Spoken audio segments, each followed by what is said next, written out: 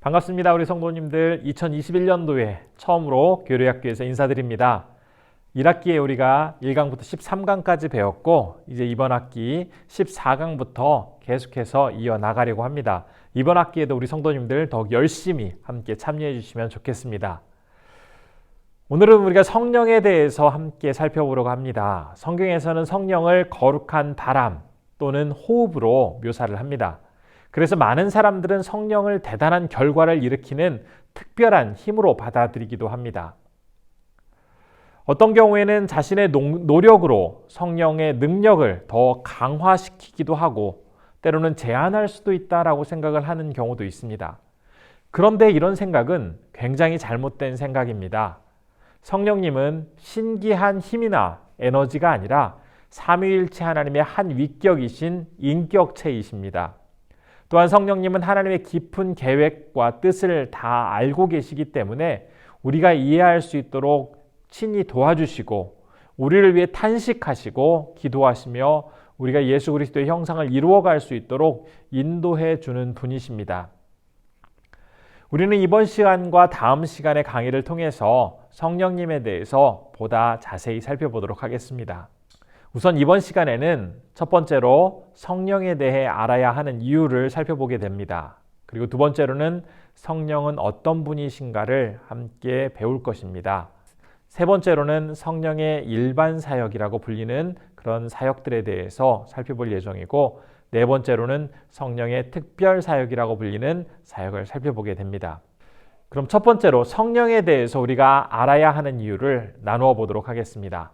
첫 번째로는 인류를 구원하는 그 사역에 성령님께서는 지속적으로 개입하시고 역사하시기 때문입니다. 성령님은 성부 하나님께서 세우신 위대한 구원 계획을 실행하고 적용하는 분이십니다. 그렇다 보니 성령 하나님은 예수님의 동정녀 출생이라든지 시험을 받으신 사건, 세례 받으시고 가르치시고 치유하시고 전파하는 모든 사역 속에서 함께 하셨습니다. 인류의 구원을 위한 하나님의 계획을 온전히 알고 계신 성령님께서 지금도 우리와 함께 하시며 이 구원의 사역을 계속해서 역사해 나아가십니다. 그렇기 때문에 우리는 더욱더 지금도 역사하시는 이 성령 하나님에 대해서 분명히 알고 있어야 합니다. 두 번째로 그리스도인으로 살아가기 위해서는 성령님의 도우심이 필요하기 때문입니다. 영국의 유명한 설교가인 스펄전 목사님은 이렇게 이야기를 하셨습니다. 예수 그리스도의 사역을 설교한다는 것은 분명히 복된 일이다. 하지만 성령의 사역을 빠뜨린다면 그것은 헛된 일이다. 왜냐하면 성령의 사역을 모르는 사람에게는 주 예수님의 사역이 아무런 축복도 되지 못하기 때문이다. 우리의 죄사함을 위해 보혈이 흘려졌다 할지라도 만일 하나님의 성령이 참된 회개와 믿음으로 우리를 이끌어 그 피로 목욕하게 해주지 않는다면 그 보혈이 우리에게 무슨 유익이 되겠는가? 그러므로 성령의 사역을 결코 무시하지 말도록 하자. 성령을 무시하는 것은 죄를 하나 더 쌓는 것이요 우리 자신에게 심각한 손상을 끼치는 일이다. 이처럼 성령님께서는 진리의 말씀이 성도의 마음에 빛을 비추어서 죄를 바르게 깨닫도록 가르쳐 주시고 이 세상에서 그리스도인이 담대하게 살아갈 수 있도록 굳건히 우리를 붙잡아 주십니다. 또한 우리가 병들고 나이 많고 이제 죽음에 가까이 가게 될 때에 천국에 대한 소망과 부활에 대한 확신을 갖도록 해주심으로써 이 세상에서의 마지막 시간 또한 결코 두렵지 않게 그 시간들을 보낼 수 있도록 도와주시기 때문에 우리는 성령님에 대해서 분명히 알고 있어야 합니다. 세 번째로는 삼위일체의 하나님이시기 때문에 우리는 성령님을 알고 있어야 합니다. 성령님께서는 삼위일체 하나님의 제3위의 하나님이십니다. 따라서 성부 하나님, 성자 예수님과 마찬가지로 사람들의 찬양과 경배를 받으시기에 합당한 분이십니다. 피조물인 인간이 창조주 하나님에 대해서 분명히 알고 있어야 한다는 것은 명확한 사실인 만큼 이 삼위일체 하나님의 3위에 해당하시는 이 성령님을 우리는 분명하게 알고 있어야 합니다. 그렇다면 이제 두 번째로 우리는 성령님이 어떤 분이신가를 본격적으로 알아보도록 하겠습니다. 첫 번째로는 성령님의 임재에 대해서 살펴볼 텐데요. 성령님은 구약시대에도 존재를 하셨지만 구체적으로 이제 사역을 이루어 가시는 것은 예수님께서 승천하신 이후 오순절 성령 강림 사건을 통해서 이제 본격적인 사역을 시작하십니다. 이 오순절 성령 강림 사건은 예수님의 구속 사역이 완성된 것을 의미합니다. 또한 성령님께서 이 땅에 강림하심으로써 이제 복음이 본격적으로 확장되어지고 예수 그리스도를 머리로 하는 주님의 몸된 교회가 하나하나 세워져 나아가게 됩니다. 그렇다면 우리는 성령님께서 어떤 성품을 가지고 계신지 한번 알아보도록 하겠습니다.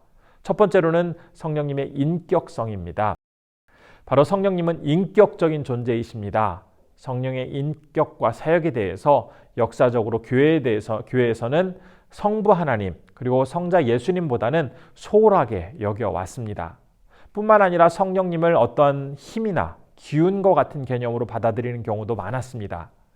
그러나 분명한 사실은 성령님은 인격을 가지고 계신 삼위일체 하나님이심을 우리는 다시 한번 꼭 기억해야 하겠습니다.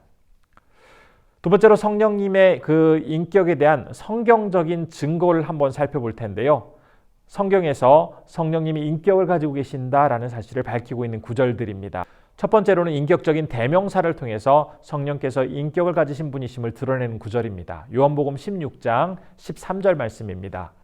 그러나 진리의 성령이 오시면 그가 너희를 모든 진리 가운데로 인도하시리니 그가 스스로 말하지 않고 오직 들은 것을 말하며 장래일을 너희에게 알리시리라. 여기서 그라는 이 대명사를 통해서 성령께서 어떤 바람이나 놀라운 그냥 힘이 아니라 분명한 인격을 가지신 분이심을 이야기하고 있습니다. 두 번째 살펴볼 성경 말씀은 성령께서 인격을 가지신 성부 하나님 그리고 성자 예수님과 동일시하고 있는 구절인데 바로 고린도후서 13장 13절입니다. 이 말씀은 우리가 들을 수 있는 축도의 기원이 되는 그런 말씀이기도 합니다. 제가 한번 읽어보도록 하겠습니다. 주 예수 그리스도의 은혜와 아버지 하나님의 사랑과 성령의 교통하심이 너희 무리와 함께 있을지어다. 이 말씀에서 성령님은 성부와 성자의 인격과 동일한 선상에 계신 또 하나의 인격을 가지신 하나님이심을 분명히 이야기하고 있습니다. 이제 우리가 세 번째로 살펴볼 것은 성령님의 성품 중에서 신성과 관련된 부분입니다. 성령님은 삼위일체의 하나님으로서 제3위의 하나님이시다라고 말씀을 드렸는데요. 첫 번째로 성경은 성령님이 하나님이라고 증거하고 있습니다. 사도행전 5장 3절과 4절의 말씀입니다. 베드로가 이르되 아나니아야 어찌하여 사탄이 내 마음에 가득하여 네가 성령을 속이고 땅값 얼마를 감추었느냐. 땅이 그대로 있을 때에는 내 땅이 아니며 판 후에도 내 마음대로 할 수가 없더냐. 어찌하여 이 일을 내 마음에 두었느냐. 사람에게 거짓말한 것이 아니요 하나님께로다. 베드로를 속이고 있는 아나니아와 삽비라의 행동은 곧 성령을 속이는 것이었는데 그것이 바로 하나님께 거짓말하는 것이다 라고 이 말씀이 밝히고 있습니다. 그래서 성령님과 하나님을 같은 분으로 지금 기록하고 있습니다. 두 번째로 성령님의 이름이 하나님의 이름과 연결되어 있는 구절입니다. 고린도전서 12장 4절부터 6절까지의 말씀입니다.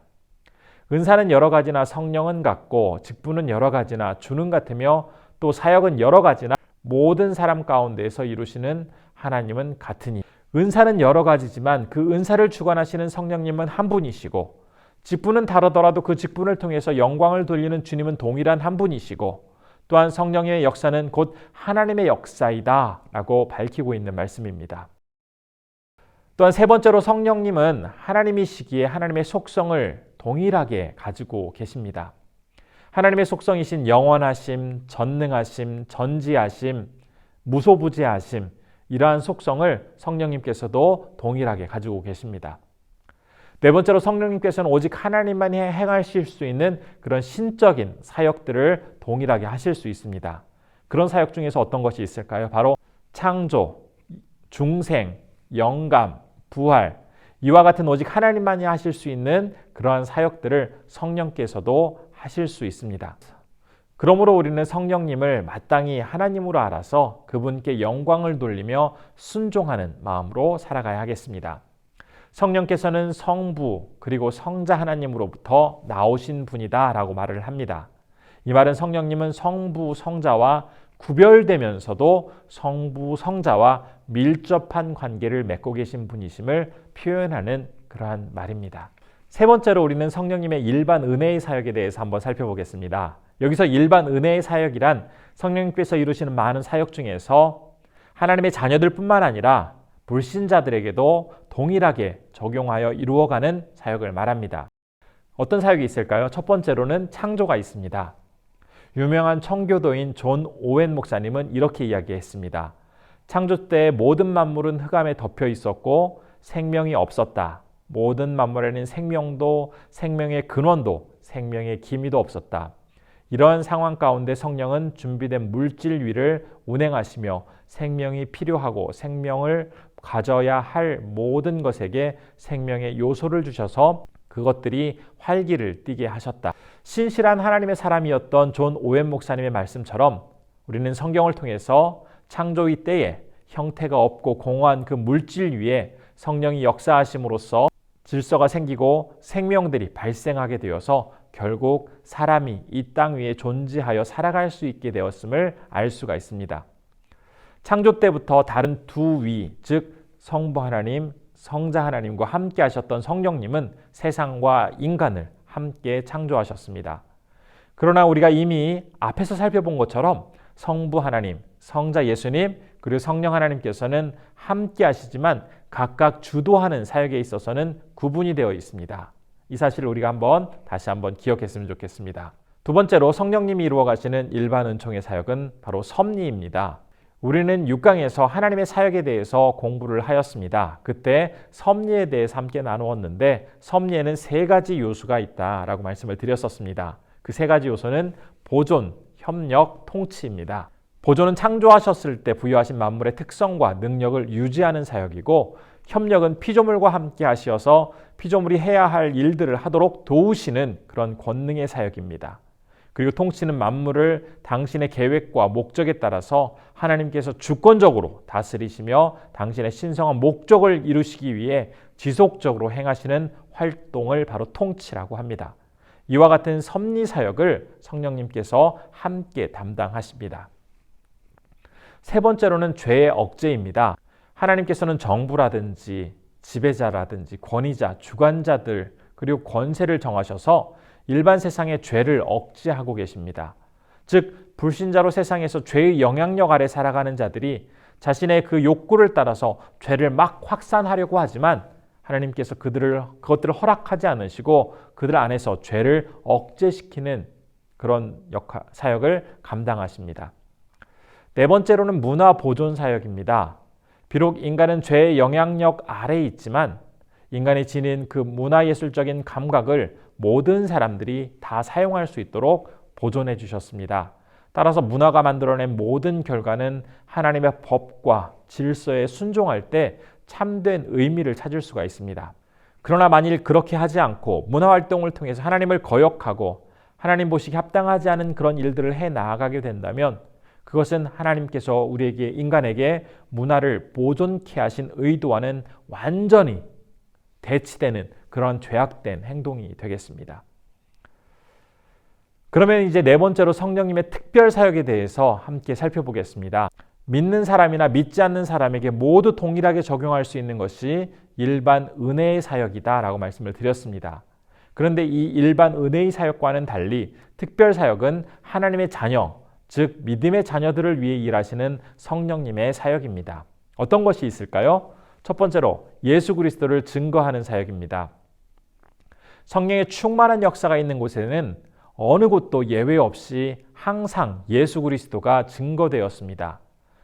그렇기 때문에 우리가 소위 말하는 은사 집회, 성령 집회라는 곳에서 예수 그리스도는 제대로 증거되지 않는 채 신비한 능력과 어떤 기적만을 나타내 보이고 이야기하고 있다면 그런 모임에는 우리가 절대로 참여해서는 안 되겠습니다. 성령의 대표적인 사역이 구원을 적용하는 것인데 이것은 곧 예수 그리스도를 통해서만 가능한 사역입니다. 즉 성령의 역사가 활발하게 일어나는 곳일수록 더욱더 놀랍게 예수 그리스도가 증거되게 됩니다. 두 번째로 성령님의 특별 사역은 바로 중생을 허락하시는 것입니다. 중생이란 새로운 영적인 생명의 원리를 인간 속에 부여하며 죄와 허물로 죽었던 영혼을 다시 살리는 성령님의 즉각적인 사역이라고 할 수 있겠습니다.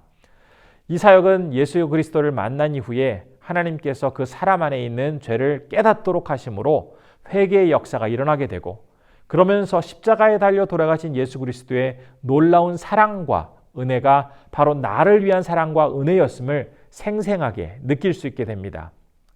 이처럼 영적으로 죽었던 상태에서 성령의 능력으로 새로운 생명을 얻게 되므로 이제는 하나님께 반응할 수 있는 상태가 되어지는데, 이것이 바로 중생 또는 거듭남이라고 부르게 됩니다. 세 번째로는 성령 세례입니다. 이 성령 세례는 바로 그리스도와 연합되어지는 그런 상태를 의미합니다. 성령 세례는 예수 그리스도께서 베풀어 주시는 것입니다. 구원의 순간에 혹은 중생의 순간에 일어나는 단회적인 사건입니다. 성도를 그리스도의 몸에 연결시켜서 그리스도와 한 몸이 되게 해주는 그러한 놀라운 신비로운 사건입니다. 그래서 성령 세례는 그리스도와 연합할 때 받게 되어지는 특별한 선물이라고 이야기합니다. 성령 세례는 단회적인 사건입니다. 하지만 이후에는 이제 성령께서 충만하게 거하실 수 있도록 우리가 지속적으로 힘써 나아가야 할 것입니다. 이 성령 충만함은 단회적인 것이 아니라 지속적으로 우리가 힘써 나아가 이루어야 할 모습들인 것입니다. 네 번째로는 신자 안에 내주하시는 성령님입니다. 성령께서 사람이 중생을 통해서 예수 그리스도와 연합하게 될 때에 이제 그 사람 안에 내주하게 되십니다. 그런데 한번 임재하신 성령님은 그 사람에게서 절대로 떠나지 않으시고 영원히 그 사람 안에 거하십니다. 비록 사람의 마음 속에 어느 부분에 성령께서 위치하고 계시는지는 우리는 정확히 알 수 없지만, 성령은 날마다 우리를 하늘 보좌 우편에 계신 예수님과 친밀하게 교제할 수 있도록 인도해 주시고 예수 그리스도의 영광을 우리의 마음에 보여주십니다. 또한 주님의 말씀을 듣고 순종하며 살아가도록 우리를 도와주시고 인도해 주시는 것이 바로 인도해 주시는 분이 바로 성령님이십니다. 다섯 번째로는 하나님의 자녀로 인쳐 주십니다. 우리가 영화 같은 데 보면 특별히 서부 영화에서 넓은 목장에서 소를 키우는 농장주들이 자기 농장에 속한 소를 표시하기 위해서 소의 자신의 목장에 그 인을 찍는 그런 장면을 봅니다. 이 인을 찍음으로써 이제 이 소는 어느 목장에 속해 있는지를 다 알게 됩니다. 성령님은 주님의 자녀가 된 중생한 사람 스스로 여전히 자기 자신을 소유하려고 한다거나 세상이 그 사람을 소유하는 것이 아니라 하나님의 소유임을 분명히 드러내시기 위해 그 사람에게 인을 치십니다. 성령님의 이 인치시는 사역은 이 사람은 하나님의 사람이므로 아무도 함부로 건드릴 수 없고 그 어떤 세력도 다시 빼앗아갈 수 없음을 분명히 보여주시는 증표입니다. 여섯 번째로는 하나님의 약속의 보증입니다. 성령께서 하나님의 자녀에게 인치심으로 그 사람이 이제 확신을 가지고 살아갈 수가 있게 된다면 성령께서 하나님의 약속의 보증이 되어주신다라는 이 말씀은 실제 생활에서 하나님의 말씀이 틀림없이 그 말씀하신 대로 이루어질 것이다라는 것을 증인이 되어주신다라는 의미입니다.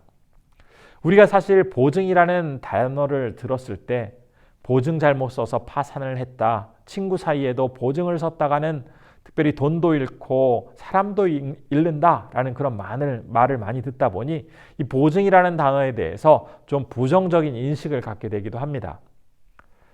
사람 간의 보증은 신뢰를 깨트려 버릴 경우에 완전히 깨어질 수 있지만 변함없으신 하나님께서 직접 우리에게 보증이 되어주신다라는 이 말씀은 너무나 확실하고 절대 불변함을 약속해 주시는 그러한 말씀입니다. 이제 오늘 우리가 함께 성령에 대해서 첫 번째 시간으로 살펴보았습니다. 어떤 것들을 배웠습니까? 바로 성령에 대해서 알아야 하는 이유를 살펴보았습니다. 그 이유 어떤 것이 있었을까요? 바로 인류의 구원을 위한 사역에 지속적으로 성령님이 개입하며 역사하시기 때문에 우리는 성령을 알고 있어야 합니다. 두 번째로 그리스도인으로 살아가기 위해서는 성령의 도움이 꼭 필요하기 때문에 반드시 성령에 대해서 알아야 하고, 세 번째로 성령께서는 삼위일체 하나님의 제3위의 하나님이시기 때문에 피조물인 인간이 창조주 하나님을 마땅히 알아야 함에 따라서 우리 성령님을 알아야 합니다. 두 번째로는 성령께서 어떤 분이신가를 살펴보았습니다. 특별히 오순절에 이제 성령께서 강림하심으로 본격적인 그 사역을 이루어 가시는데 성령께서 가지신 그 성품 중에서 인격성 그리고 성령께서 가지고 계신 하나님으로서의 신성을 살펴보았습니다. 세 번째로는 성령께서 이루어 가시는 그 사역 중에서 일반 은혜의 사역을 살펴보았습니다. 이 일반 은혜의 사역은 믿는 자나 믿지 않는 자들에게나 동일하게 보여주시는 하나님의 사역이라고 말씀을 드렸습니다. 어떤 것이 있습니까? 바로 창조가 있고 섭리가 있고 죄의 억제 그리고 문화 보존 사역을 성령께서 일반 은혜 가운데 이루어 가십니다.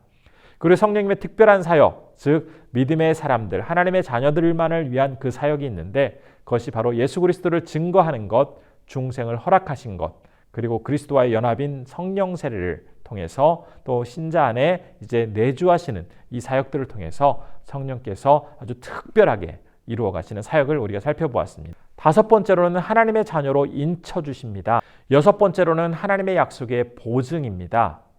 오늘 우리는 성령에 대해서 알아보는 첫 번째 시간을 가졌습니다. 성령에 대한 이 지식이 단순히 우리의 머릿속에만 머무는 것이 아니라 우리의 삶을 통해서 구체적으로 경험되어지므로 성령을 더욱더 밝히 알아가고 성령님을 깊이 만날 수 있는 그러한 한 주가 되어지기를 소원해 봅니다. 우리 다음 시간에 함께 인사 나누겠습니다. 감사합니다.